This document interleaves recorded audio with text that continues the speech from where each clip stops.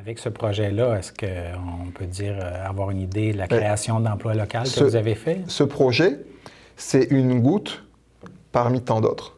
C'est-à-dire que ce n'est pas ce projet qui va régler tout, mais ce projet est sur la voie. Avec votre projet, ce projet vous avez embauché des gens au niveau local, j'imagine? Oui, nous, on travaille beaucoup avec des partenaires plus qu'avec des employés. Ouais. Et oui, il y a beaucoup de partenaires qui travaillent. Déjà, pendant la construction, ça a été quand même quelques centaines de milliers, donc il y a eu beaucoup de gens qui ont travaillé, pratiquement tous au niveau local. Okay. Après, on a des choses qui sont récurrentes. Donc, si on parle du camping, il y a de l'entretien. Si on parle... Puis ça, ce sont des gens du coin que vous avez recrutés. C'est des gens du coin qu'on prend toujours. Là, on va vraiment favoriser les gens du coin parce qu'ils ont une attache, donc ils vont être beaucoup plus dévoués que si on prend quelqu'un qui vient de loin, mais il n'aura pas la même envie de partager son coin. Et nous, ce qui est important, c'est le partage. C'est ce qui fait partie de la base de l'entreprise. Donc, il faut trouver les manières de le faire. Et en même temps, quand on regarde les opportunités, on voit qu'il y a beaucoup d'efforts qui sont faits au niveau de la région, mais ces efforts-là, ils réussissent lorsqu'il y a des entreprises, et il y en a beaucoup, dont la mienne fait partie. C'est une parmi beaucoup d'autres qui, justement, arrivent à développer. Donc, êtes-vous en mesure de donner un ordre de grandeur là, pour la création d'emplois? Quand par exemple, cet été, quand ça va marcher à plein régime, il va y avoir combien de personnes qui vont travailler là-bas? Là? C'est vraiment par partie. Donc, si je regarde, par exemple, notre partenaire, Les Primitifs, lui, ça va dépendre du nombre de formations, mais on peut facilement avoir une dizaine d'instructeurs qui sont sur place.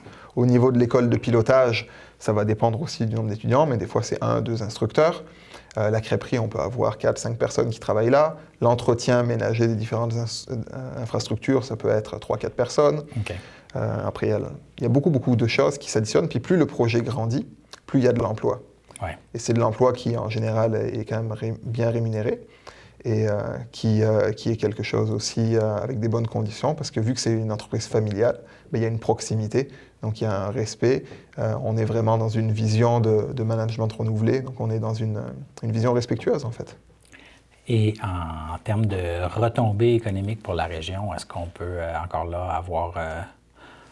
une idée un peu? Avez-vous fait une étude? Avez-vous des projections? On parlait d'environ 25 millions sur le projet. Mais c'est sûr que ça va toujours dépendre étant donné que c'est un projet qui est adaptatif, ça va dépendre de qu'est-ce qu'on construit, comment ça se fait, de l'évolution. Puis c'est pas un projet... Je ne suis pas arrivé pour faire ce projet, le construire et partir. Ouais. C'est une entreprise familiale, comme par exemple une entreprise, une ferme qui va se créer, elle va s'agrandir, elle va évoluer au fur et à mesure du temps. Mais le centre aéro-récréatif, c'est exactement la même chose. C'est une entreprise familiale. Vous entendez léguer ça à vos enfants? Ou à mes enfants ou à d'autres personnes qui voudront. Je ne veux pas les inciter avant l'heure, ils verront ce qui les intéresse, mais s'ils ont de l'intérêt, oui. Puis si ce n'est pas eux, je suis certain qu'il y aura d'autres personnes qui auront de l'intérêt. Mais moi, j'ai l'intention de me rendre jusqu'à la fin de mes jours sur place. Là. Donc, c'est pas un projet qui est fait pour être livré et partir sur autre chose. C'est un projet qui est fait pour durer et qui est avant tout le partage d'une passion. Puis quand vous parliez de 25 millions, ça, c'est quoi? C'est sur un horizon de plusieurs années? Oui, c'est à terme, là, sur l'ensemble. Déjà, quand on parle des aérovillas, ça représente un certain coût pour les construire. Quand on parle d'un camping, je ne connais pas de camping qui sont en bas de 3 millions. Si on regarde la partie de la seigneurie, on sait que c'est plusieurs millions aussi. Donc tout ça mis ensemble, on arrive à un chiffre théorique qui a l'air d'aller vers ça, mais il pourrait très bien augmenter ou diminuer. Ça, on va le voir avec les années, comment ça se développe. Une entreprise, pour qu'elle fonctionne, il faut qu'elle soit adaptative. Et c'est encore plus vrai de nos jours avec la réalité qu'on a. Donc on ne peut pas arriver et dire, au final, ça va être exactement ça. Ça, c'est l'idée vers laquelle on va. Oh oui. Puis on va voir les opportunités qui se présenteront. Pour l'instant, donc, on peut comprendre des rentrées de taxes intéressantes pour la municipalité, de l'emploi qui est créé, peut-être certains commerçants aux alentours aussi à vendre d'essence, ainsi de suite. Exactement. Si je prends juste un exemple, les mariages. 30 mariages, la salle, elle accueille en moyenne 100 personnes, mais on peut aller jusqu'à 200. Donc, mettons, on va prendre 100, ça fait 3000 personnes qui viennent. Ces 3000 personnes, il faut qu'elles se logent sur place, parce que quand on fait un mariage, on ne peut pas repartir à la maison. Ça prend le transport, donc ça va prendre les bus, ça va prendre les taxis, les limousines, peu importe. Donc tout ça, ça va avoir des retombées, que ce soit au niveau de l'alimentation, que ce soit au niveau du logement, que ce soit au niveau... Une fois qu'on est sur place, on va vouloir faire d'autres choses. Donc je veux aller visiter le musée, je veux aller visiter les autres attraits. On a la ferme Saint-Vincent aussi, qui est une belle ferme qu'on peut vouloir visiter. Il y a beaucoup de possibilités. Donc c'est tout ça qu'il faut voir. Puis ça, je parle juste d'une activité. On n'a pas juste une activité sur le complexe, on en a beaucoup. Donc c'est un projet qui est, selon vous, le vent dans les voiles et oui, ça c'est sûr.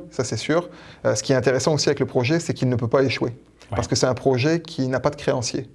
Et pourquoi on a réussi à survivre à toutes les attaques qui ont coûté des centaines de milliers? C'est qu'on n'avait pas de créancier. Si on avait un créancier, n'importe quelle entreprise qui se fait attaquer parce que je pourrais faire une liste très longue, parce qu'il n'y a pas eu juste la municipalité avait fait des plaintes à d'autres organismes, donc on les a à peu près tous faits. C'est des gros montants. Une entreprise qui a un modèle d'affaires régulier n'aurait pas survécu à toutes ces attaques-là. Même si c'était la meilleure entreprise possible, même si elle avait toutes les raisons, le système juridique est fait que ça n'aurait pas été possible. Et ça, c'est vraiment triste quand on regarde d'un point de vue de société, parce que si je lance une entreprise, et puis qu'il y a un concurrent qui a du pouvoir et qui ne veut pas que mon entreprise se lance, elle peut empêcher cette entreprise de se développer. Donc ça, c'est un problème plus large de société qu'on n'est pas là pour l'aborder, mais qui est quand même présent, puis il faut savoir que ça existe. Donc oui, le projet, pour revenir à la question, il a le vent dans les voiles, et il va aller toujours en avançant, parce que la première préoccupation, c'est de partager la passion. Et ça, il n'y a rien qui peut freiner quelqu'un qui est dévoué et qui veut arriver à ces fins-là. Donc, je ne vois pas qu'est-ce qui pourrait arriver qui nuirait au projet, surtout qu'il est maintenant accepté par la grande majorité de la population. Merci d'avoir pris le temps de venir en studio pour nous parler un peu de ce projet, puis peut-être démystifier un peu d'où ça vient, qu'est-ce que c'est et où ça s'en va.